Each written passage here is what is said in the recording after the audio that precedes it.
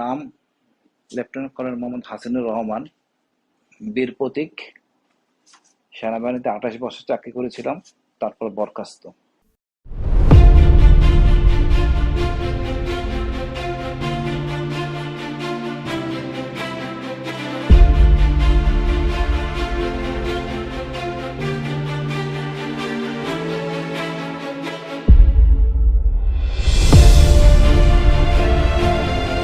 আমি যেহেতু আগে চাকরি করছি ঢাকা শহরে, মিলিটারি পুলিশের অফিস অফিসার ছিলাম আর্মি এমপি ইউনিটের, তা আমি এলাকাটা চিনে ফেলি, স্থানটাও চিনে ফেলি।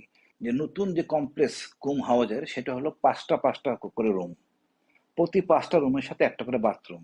যেই পাশে আমি ছিলাম, অর্থাৎ পশ্চিম পাশের 5টা রুমের সাথে যেই বাথরুম, সে বাথরুমে 2টা প্যান আছে, একটা লো প্যান, একটা হাই প্যান, হাই কমোড।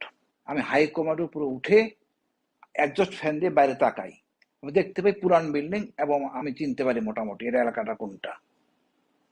এটা হলো সম্পূর্ণ কমপ্লেক্সটা হলো উত্তরে 14 তলা বিল্ডিং, দক্ষিণে মেস বি, তার মাঝখানে হলো একটা মাঠ, মাঠের মাঝখানে এর ঠিক পূর্ব পাশে হলো লগরিয়া হেডকোয়ার্টার, স্টেশন হেডকোয়ার্টার, ইনসির অফিস। পশ্চিম পাশে হলো এমটি শেড, ডিজিএফআই এর এমটি শেড, এবং উত্তর পূর্ব কোণে হলো ডিজিএফআই এর মসজিদ।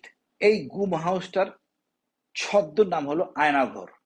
এনার্জি প্লাস বিস্কিট দেওয়া হয়তো মাঝে মাঝে, নর্মাল আমাদের যে মামের বোতলগুলি আছে, যেগুলি এই বোতলগুলি তার সাথে কিন্তু রানওয়ে, যে তেজগাঁও রানওয়ে বলে।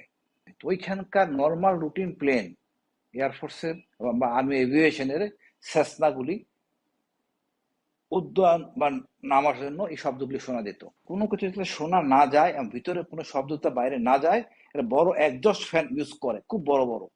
যেমন ওই প্রতি 5টা রুমের সাথেই 2টা একজস্ট ফ্যান, অর্থাৎ ওই 10টা রুমের সাথে 4টা একজস্ট ফ্যান, যাতে কোনো শব্দ ভিতর থেকে বাইরে না যায়, বাইরের শব্দ ভিতর থেকে ভিতরে না আসে। 16 রুমের কমপ্লেক্সটা খুব পুরানো আমলের, অনেক পুরো। আমি 90 সালে ছিলাম আর্মি এমপিতে অফিস অফিসার হিসেবে, তখন আমি এটা এরকমই দেখি। এটা উচ্চতা 18 ফিট, দেওয়ালগুলি মসৃণ, প্রত্যেকটা রুমের সাথে একটা করে লাইট আছে এবং একজস্ট ফ্যান আছে একটা করে। এর পার্থক্য হলো নতুন রুমের সাথে এটার বড় বড় মোটা মোটা শিক, যেটা নতুন রুম করা হয়েছে তার শিকটি একটু তুলনামূলকভাবে চিকন, লোহার দরজা, তারপরে হলো আপনার বড় কাঠের দরজা। কাঠের দরজা মাঝখান দিয়ে আছে আপনার ছিদ্র, যা দিয়ে দেখা যায় ভিতরে কে কি করে বা কি করতেছে ইত্যাদি। সাধারণত এই 10 রুমের জন্য 2জন লোক ডিউটি করে, আর 16 রুমের জন্য 2জন ডিউটি করে। এই ডিউটির কাজ হলো 3 বেলা রুটিন ওয়াইজ বাথরুমে নেওয়া হয়। সকালে সাধারণত ডিউটি শুরু হয়, সকালের ডিউটিটা 4টা থেকে শুরু হয় 8টা পর্যন্ত, 4 ঘন্টা করে ডিউটি করে প্রহরীগুলি।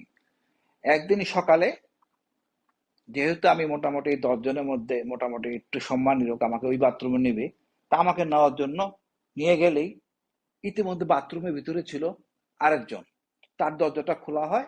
আমি তখন দাঁড়ায় আছি, দাঁড়ায় দেখতেছি দরজাটা খোলা হচ্ছে, এবং ব্রিগেডিয়ার আজমিকে আমি দেখে ফেলি হাই কমান্ডের ওখানে। তখনও তার চোখ বাঁধা হয় নাই, মুখটা খোলা। তখন আমাকে সরায় নেওয়া হয়। তা আমার বুঝতে আর বাকি থাকে না যে এখানে ব্রিগেডিয়ার আজমি থাকে। পরবর্তীতে আমি ওখানকার একটা ছেলের সাহায্য নিয়ে সমুদয় ব্যাপারটা বিস্তারিত জানি, যে ব্রিগেডিয়ার আজমি ওখানে আছেন।